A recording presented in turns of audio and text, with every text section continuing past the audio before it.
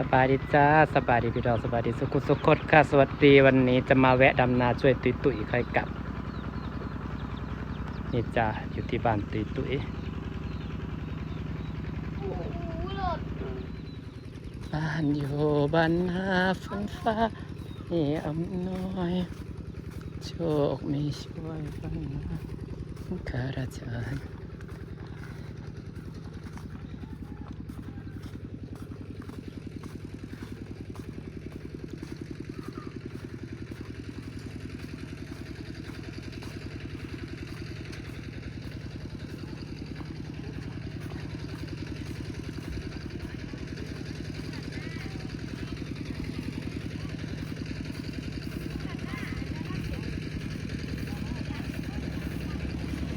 สวัสดีจ้า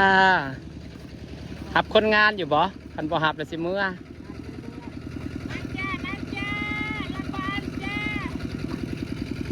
เอาเวลามาทำการคือหายวะขี่รถปะกันเลยมาแต่โดนแล้วคือยังมาหอดอยู่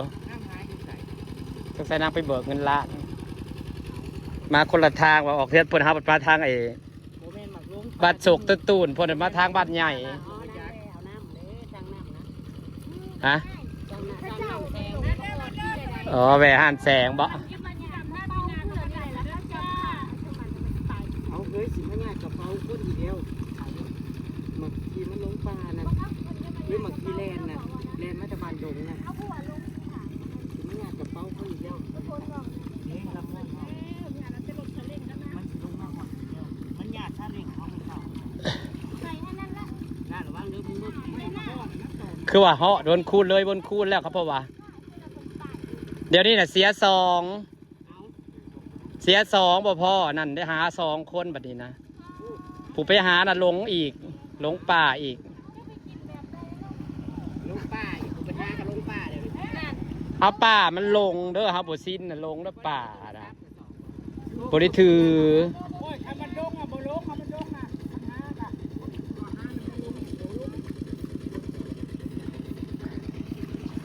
โอ้คือแดดแท้วะเอามาลาถาหน้านั่นบ่ฮู้ไอ้นั่นมาบ่องเลยใครดอกคนงานล่ะเฮ้ยมึงบ่อยากได้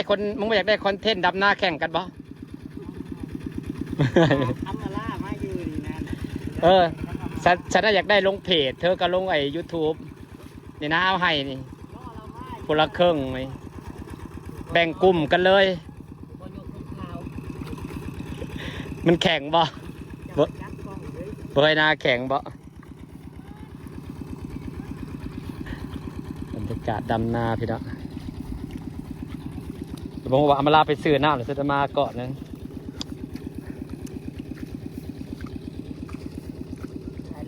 แล้วมื้อนี้บ่เหลือแต่ซ้ำนี่บ่ซ้ำนี่ก็แล้วมื้อนี้แหละ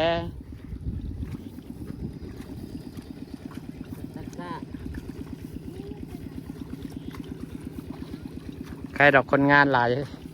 หน่อยอำมาลากลับมาอาดำให้ดำที่ถ่ายกำลังใจที่ถ่ายลงไห้เทิงดอกดำกล้าไปตาดำม่วนเฮ้ย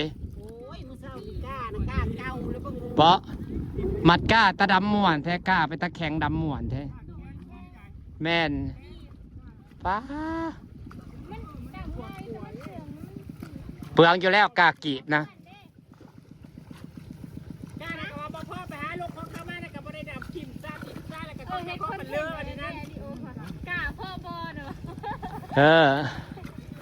เห็ดเด็ดซัวเฮ้ยเห็ดกูแน่มึงกำมาลาด้วยเฮ้ยเห็ดลงเพชรนะหาบก้าไปก่อนก้าพ่อบ่ห่วยบักห่ามันคือกวนตีนเถอะวะก้าพ่อบ่บักห่ามันคือกวนตีนเถอะวะตีสิตีมันก่อนหน้าวะล่ะกูบอกมึงเอาก้าพ่อบ่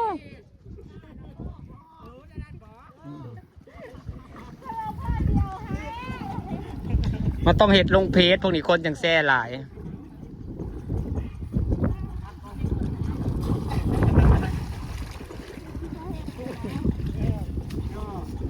กล้าพอบ่ต้องให้คนหาบกล้าได้ถามนะ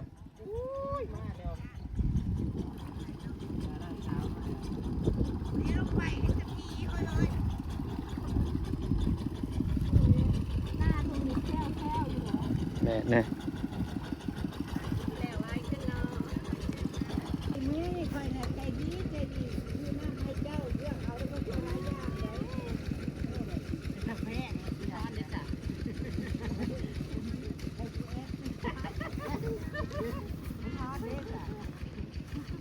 ได้ยูนุ่มสดนั่น นมสดแม่เสี่ยวนี่เด้อามาลาพอเสี่ยวมึงทำหานมสดพอเสี่ยวมึงทำหานมสดพอเสี่ยวมึงทำหานมสดสดปันใดติ เพิ่นงอนพี่น้องเพิ่นงอนบาวงเขาว่านั่นคือเพิ่นงอนสะกอกสะงอกเพิ่นแล้วว่าสิเมื่อละกะหันงอนวุด บ่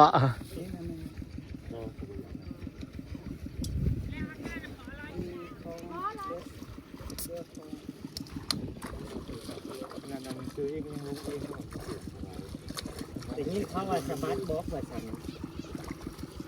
งอนอีกอย่างได้เลยนะฮะ งอน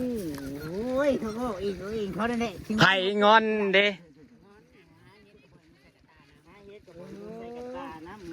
ว้ากระตามันก็มีที่มาใส่กระตากระต่ายบอกผมว่า สวัสดีจ้าพี่น้องมาทำไมสีดำแล้วพี่หนาบ่ดับเลยเด้อเมื่อย เอาไปได้ใช้ได้บัดนี้ วานจ้าวานซ้ายไปนี่แหละ ให้อ่านแน่นะ เหลือ3ให้นี่ อ่านมาอยู่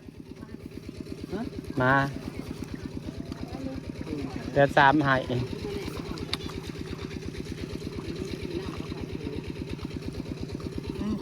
บรรยากาศมาดำนาซอยติดตุ้ยพี่เนาะโอ้ยเหลือ4ให้นี่บ่มันสิค่ำอยู่บ่ มันสิค่ำอยู่บ่มันสิซ่าแล้วผู้ไทยผู้แล้ว ผู้ไทยได้10บ่ทันคนหลาย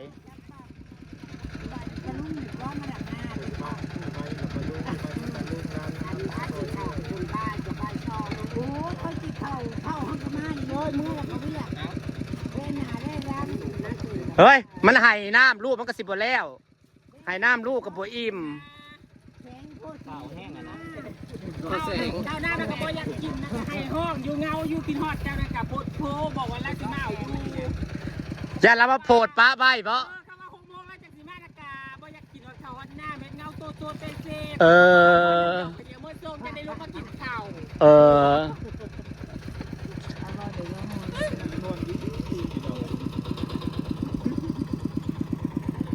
ก็ถือเอาไว้นะค่อยเปิดสิซ้ำมื่นจะสิลงไว้มื่น ขึ้นอยู่ตัวสีไทยทันอยู่บ่เฮ้ยตอนนี้นะขึ้นอยู่ตัวสีไทยสีคาดทันอยู่บ่คนดำน่ะบ่อึดเพิ่นไปลกกาเพิ่นปะไปลกกาปะ กระดาษ เดี๋ยวเผื่อเขาสีไทยบ่ทันนี่นะไปลกกาไปเดี๋ยวข่อย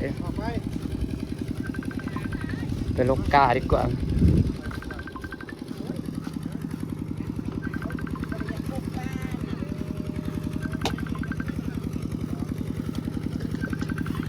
เปิดเป็นลกกากับพี่น้อง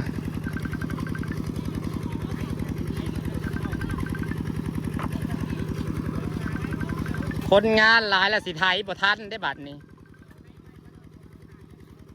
ไทยกล้ากับเป็นตลกม่วนเนาะ พี่น้องมวนอยู่ล็อกกาดพอดีตรวจน้ำโอ้ยกาดต้องตรวจ ลกกาสอดดูกับพี่น้องตุ้ยพี่น้องจ้าที่ฝากบรรยากาศไว้ซับนี่แหละสิลงดำหน้าก่อนจ้าสบายดีจ้า